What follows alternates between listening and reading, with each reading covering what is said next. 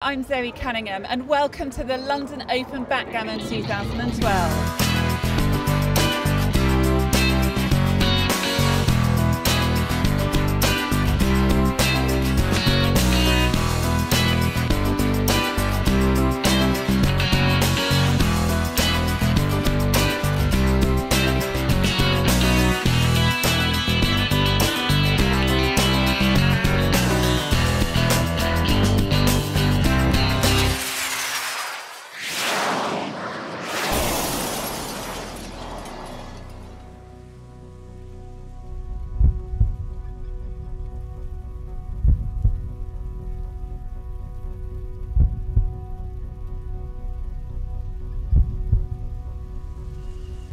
It's London.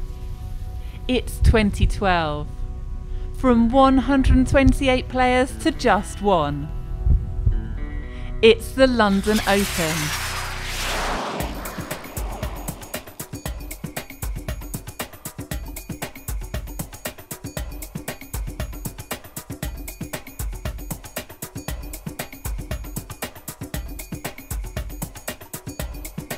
London is home to the largest completely free backgammon tournament in the UK. Over the next 2 days, 128 players will compete for the coveted title. But who will win? Coming up, we meet the chairman of the London Open, Sean Williams. But I'm delighted to say that that organisation has paid off and that we're now running the largest completely open backgammon tournament in the world. I interrogate Backgammon Giant number 29, Bob Koca. Anybody in the world can go on the computer and get a backgammon game just really quick, so that's good. I give you a rundown on the best backgammon books. But before all that, what's so special about the London Open?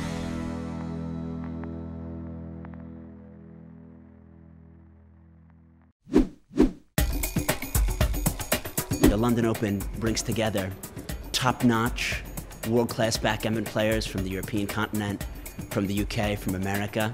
It's a terrific venue and I'm very excited about it. I've been several times before and the venues have all been brilliant, as I think this one is probably even better than the rest. And the fact that you get to play with experienced players and you might get knocked out by them, but you can learn something from the games that you play with them as well, so yeah. But also because of low entry fees, you've got just casual players who love the game and bring them all together. I think it's even more players than at the World Championship in Monte Carlo. It caters to all players, I think, rather than not just the people that want to play for lots of money, but also intermediates, beginners, and I think Mike Main just does a brilliant job bringing everybody together. That's why it's so well supported. You know, Mike Main is world renowned for his ability to put together a tournament that runs seamlessly. Things tend to start on time, and in the backgammon world, that's asking a lot.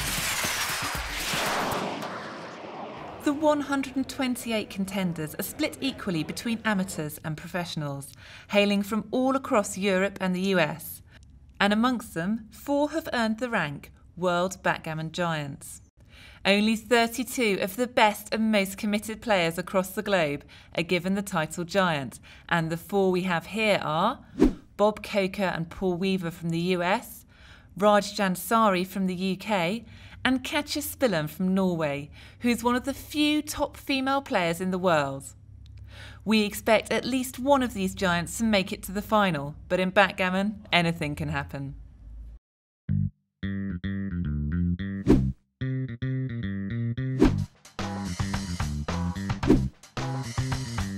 Sean, you're the chairman of the London Open Backgammon Committee. How have you been preparing for the tournament? Well, obviously there's been quite a lot of hard work going into the tournaments, a lot of organisation, getting the website on board, getting the sponsors on board, getting the venue arranged, but I'm delighted to say that that organisation has paid off and that we're now running the largest completely open backgammon tournament in the world, nearly 128 players. And how early do you have to start preparing for a tournament like this one?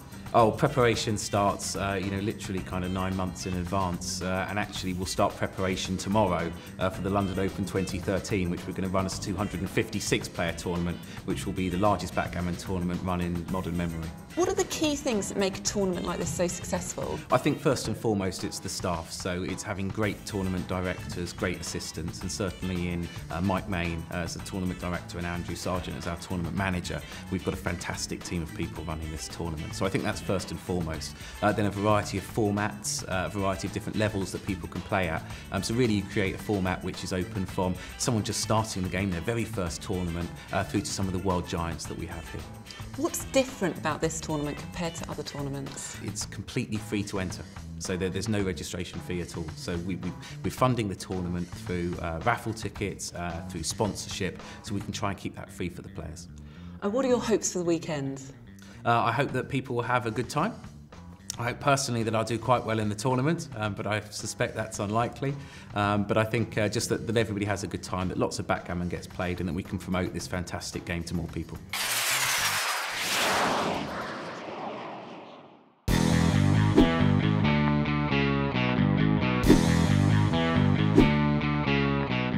The game of backgammon is 5,000 years old, and like most board games, it's actually a war game between two armies. On the board here we have the Black Army and the Red Army.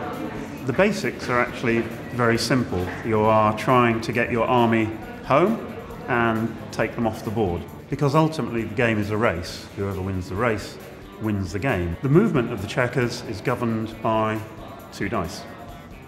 Black is moving anti-clockwise and he's trying to move all his checkers into his home board. This is his home board, and Red is trying to do the same, moving his checkers around the board into his home board. Once all 15 checkers are in the home board, you then take them off. And the first person to take all his checkers off the board wins the game. I'm here with the draw, and even before play starts, luck has already entered into it. The players have been randomly assigned an opponent. Some will have an easy ride in the first round, whereas some are going to have a really hard fight just to make it to round two. So taking a look at the board, the first lineup that's really quite interesting is poor old Omid Starmer is up against Chris Bray from the Independent. Now this is simply lose-lose. Either he loses and Chris Bray goes through, or if he wins, he'll find that Chris is writing something about his play in the papers tomorrow. Another interesting lineup is, if we look here, we've got Marcus Rynch, who is one of the strongest UK players. Now, he might think that he should have it easy through the first few rounds, but he's actually been drawn against World Backgammon Giant Paul Weaver. So that's going to be a really big match in the first round, and one of these top players will be going out before they've even managed to get started. Another match I'd like to take a look at is right over here towards the end. We've got a match between Rachel Rhodes and Andrew Gibson. Rachel is probably the strongest female player in the UK, so it'd be really nice to see if we can have a female winner and maybe also a British winner.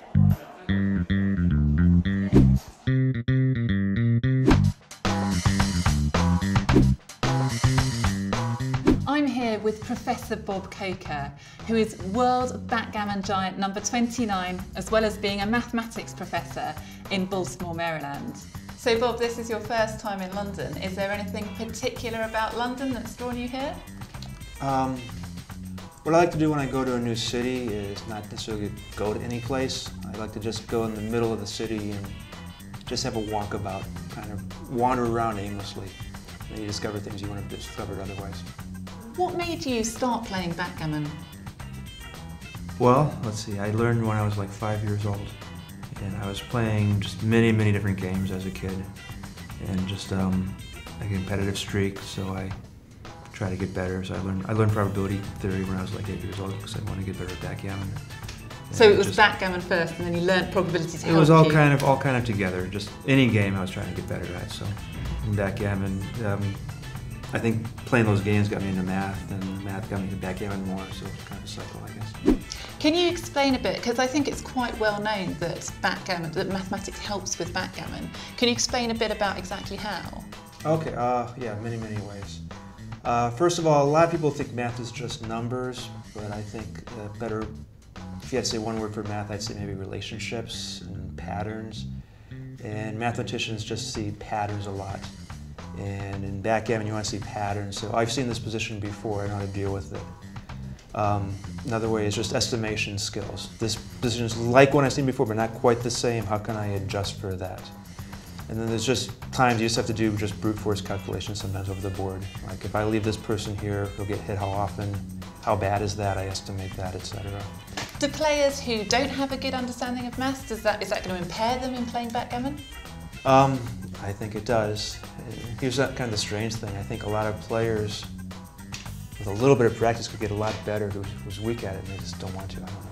So that would be a good way for people to go about practicing? I think so. Is backgammon quite big in America? I wish it was bigger. It's not as big as it was in the early 70s. It might be coming back though. The internet's helped out. A lot of people play online, and if they started playing tournaments, then it would be a lot bigger than it seems. Are there things you think we should be doing to get more people away from playing backgammon on computers and into playing live tournaments? Well, it's not necessarily bad they're playing online either. I mean, anybody in the world can go on their computer and get a backgammon game just really quick, so that's good. Also, just for making money at it, but there'd be more tournaments. So. Do you play on your computer? Yeah. Just to play for money or to learn? I don't gamble on the internet. I don't really trust it, I don't think. And you're not allowed, are you, in America, to gamble on the internet? I'm not really, I don't even know. Excellent. So I wish you the best of luck in the tournament, and thanks for talking to me. Okay, thank you. The rules of backgammon are easy to learn, but to master the skills you need to be a top player can take a lifetime. There are many different ways you can learn. You can attend one of your local clubs. You can learn from our World Backgammon Giants here at the London Open Backgammon 2012. But even better, you can learn from reading a book. All of these books are available online from the Gammon Press. This book, written by backgammon expert Bill Roberti, leads you through a series of backgammon positions to help you come to terms with the different types of games there are. Once you've got to grips with the basic positions, it's great to move on to a book that will explain the concepts behind backgammon. This book, Understanding Backgammon by Kit Woolsey, explains all of the most common concepts that you'll need to become a master at backgammon. This book is written in a conversational style, which makes it really easy to understand, and it's suitable for a beginner to intermediate player. When you're ready to get really involved in backgammon, you need to delve even deeper into the game. So for those players, the Backgammon Press publishes books such as this one. These books cover the finer points of backgammon, and a word of warning, don't attempt to read these books until you've got a really good grounding in backgammon. Finally, each of these books contains a complete transcript of a historical backgammon game. These books are great if you're just a player with an interest in the history of backgammon and you want to see some of the best matches played, or if you're a pro who wants to go back and learn from mistakes that other people have made.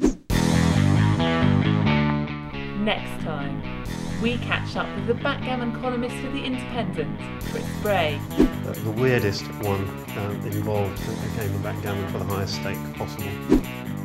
We learn what the players think is the best thing about backgammon. There's so many facets to the game, it's incredible.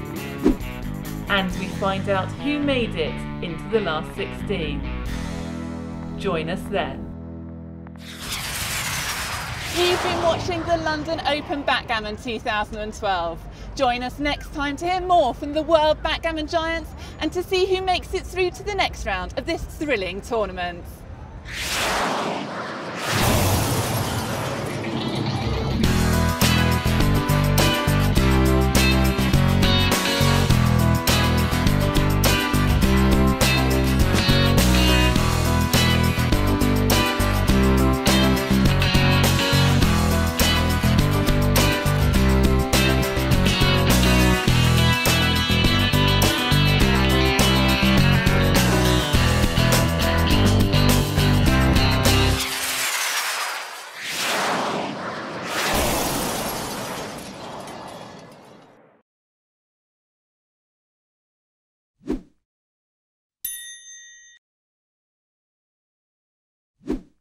If you're looking for a backgammon club near you, take a look at backgammoninlondon.com. If you're based in London, there are weekly tournaments in either Camden or Fulham, or you can find links on the website to clubs elsewhere in the country or even in other parts of Europe or the rest of the world.